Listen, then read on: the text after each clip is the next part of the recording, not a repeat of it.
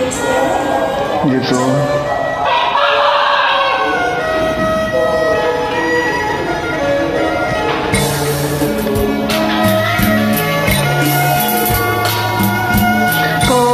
còn ta bán khơi phim chặt rìm cút sáng ta mình đăng chi va mê ta đã rửa vây ngay rìm trong lăng mang thoại ta bị say phần này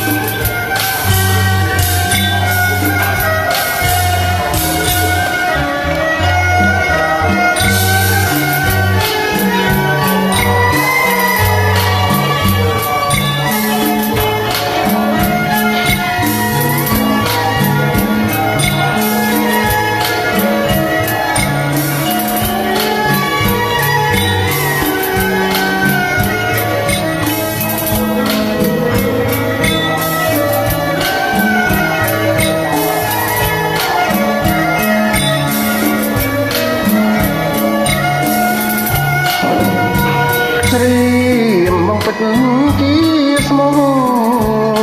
chưa cho na nôn na lo